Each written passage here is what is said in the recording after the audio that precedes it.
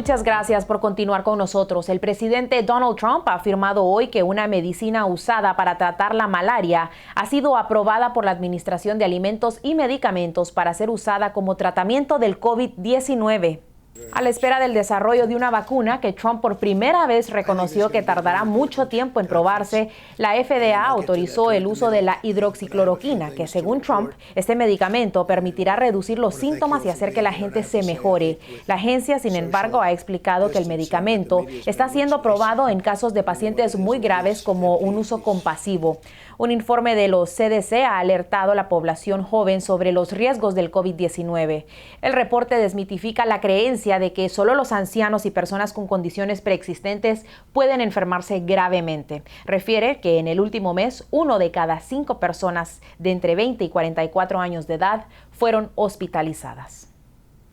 Y el gobierno en Washington busca reforzar a toda costa la solidez de la economía nacional, que tan afectada se ha visto a raíz de la pandemia del coronavirus. Desde la capital del país, Randy Serrano nos tiene más detalles. Así es, millones de personas en todo el país que no han podido trabajar en los últimos días debido a la pandemia están esperando algún tipo de alivio del gobierno federal, ayuda que pudiera llegar en tan solo unas semanas. Maxi Carteño está entre los cientos de miles de trabajadores que se están quedando sin empleo y sin sueldo a raíz de la pandemia del COVID-19 que sigue abrumando la economía del país. No tenemos cómo sostener a nuestra familia, que somos madres solteras, unos que son padres que tienen que llevar la comida a su hogar. Este miércoles el Senado aprobó un proyecto de ley que daría alivio temporal a personas como ella. Para obreros y sus familias ellos necesitan recibir un tipo de salario durante este tiempo. La medida, que ya fue aprobada por la Cámara de Representantes y es apoyada por el presidente Donald Trump, daría 10 días pagos a quienes no han podido trabajar por la pandemia, más fondos de Medicaid para los estados y garantizaría pruebas gratuitas del virus a toda persona. Mientras tanto, la Casa Blanca sigue implementando medidas drásticas ante la pandemia. El presidente Trump dijo este miércoles que acordó con el gobierno canadiense cerrar la frontera con ese país a todo flujo que no sea esencial. La decisión pone freno a un sinnúmero de estadounidenses y canadienses que tenían viajes programados entre ambos países. Pues probablemente a estas alturas hubiera quedado atrapado en Estados Unidos o por lo menos sin saber si podía o no regresar a Canadá. Trump dijo que por ahora la frontera sur con México permanecería abierta, pero aseguró que su gobierno podría comenzar a negarle la entrada a ciertos inmigrantes. En Washington además se habla de medidas adicionales de estímulo económico que incluirían enviar dinero directamente a los estadounidenses para mantener la economía a flote. Esta semana el gobierno de Donald Trump le advirtió al liderazgo republicano en el Senado que de no aprobar un estímulo económico, la tasa de desempleo en Estados Unidos pudiera llegar a un 20%. En Washington, Randy Serrano, Telemundo. Gracias, Randy. Ante el reto imponente del coronavirus y la falta de recursos para enfrentar la epidemia, sabemos que el Pentágono planea convertir buques de la Marina en hospitales para la población civil y de proveer recursos y laboratorios para la ciudadanía. Todo esto al par de que la demanda por pruebas de coronavirus crece por día. Nicole Suárez nos tiene más información.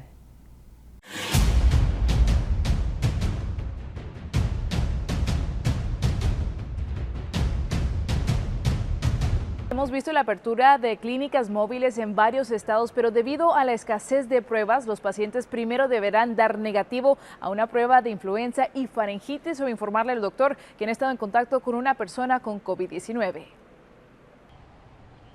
Son muchos los que quieren saber si han contraído el virus. La demanda excede la cantidad de pruebas disponibles. Miren la mega fila de conductores en Birmingham, Alabama, esperando a ser examinados en uno de los Auto Express de coronavirus. Al llegar son evaluados por un médico que decide quién debe y quién no debe ser sometido a la prueba. La historia se repite en Long Island, Nueva York y Leonardtown en Maryland. Allí están transformando las estaciones para medir las emisiones de los autos en centros express para pruebas de coronavirus. Un nuevo laboratorio móvil también abrió en el sur de la Florida hoy, pero solo contó con 35 pruebas de COVID-19. Desafortunadamente, los kits son limitados y es por la razón por la que tenemos que ser muy cuidadosos a la persona que le estamos aplicando el screening tool.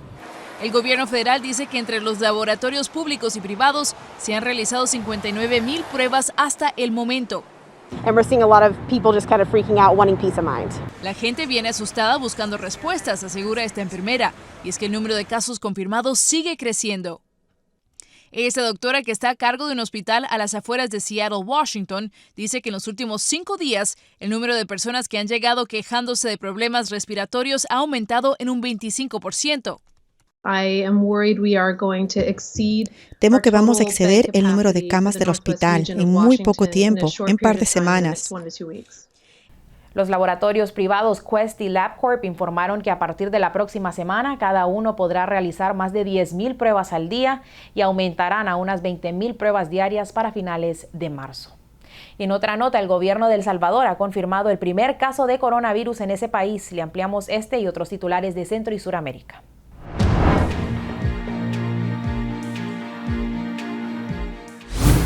En El Salvador, el presidente Nayib Bukele anunció que se realizaron más de 50 pruebas del COVID-19 en pacientes sin nexos epidemiológicos. Todas estas salieron negativas, sin embargo, una de las 2 pruebas que se hicieron en pacientes con síntomas salió positiva. Esa persona entró por un punto ciego. Fue remitida al hospital de Metapán como un posible paciente de coronavirus. El paciente ya está aislado. Ha tenido contactos con muchas personas y no descartamos que las haya contagiado, dijo el mandatario. Nayib Bukele pidió a todos los sectores de la sociedad unidad para superar esta situación de emergencia mundial. En Honduras, no es fácil decirlo, pero en Honduras debemos prepararnos para el peor escenario. Hemos tomado medidas, pero son necesarias para lograr que las personas se queden en casa, porque esta es la mejor forma de evitar la propagación, advirtió en conferencia de prensa el titular del Poder Ejecutivo, Juan Orlando Hernández. Por otro lado, la ministra de Salud, Alba Flores, confirmó hoy que los casos de coronavirus ascienden a 12 en todo el país. En Ecuador, la alcaldesa de la ciudad ecuatoriana de Guayaquil ordenó bloquear con autos la pista de aterrizaje del aeropuerto de su ciudad para impedir el aterrizaje de un avión de la aerolínea española Iberia por temor al coronavirus. Cynthia Viteri admitió que dispuso que autos bloquearan la pista del Aeropuerto Internacional José Joaquín de Olmedo. Asumo la responsabilidad de haber mandado los vehículos del municipio de Guayaquil a impedir que el avión de Iberia aterrice aquí con 11 pasajeros de Madrid. En Ecuador rigen estado de excepción y todos los vuelos están prohibidos desde lunes. Y en Colombia, el presidente de ese país, Iván Duque, anunció hoy la suspensión por 30 días del ingreso de viajeros procedentes del interior, incluidos los colombianos. De Migración Colombia y de otras autoridades, incluyendo las secretarías de salud municipales, para que puedan hacer el seguimiento respectivo y garantizar que las personas que han entrado en los últimos días al país, colombianos, que tengan que someterse al aislamiento preventivo obligatorio, así lo estén cumpliendo. De manera que por un periodo de 30 días vamos a limitar ese ingreso. Las noticias internacionales son traídas a ustedes por Orleans Furniture, la mueblería oficial de los latinos. Nos vamos a ir a una pausa, pero al regresar tenemos todos los deportes con Giovanni Carvajal y el tiempo. Nuestra meteoróloga Gabriela Deyán nos tiene un adelanto. Últimas horas del invierno y las despedimos con temperaturas cálidas, 79 grados en el termómetro. Vamos a estar hablando de esos cambios que se aproximan al regresar.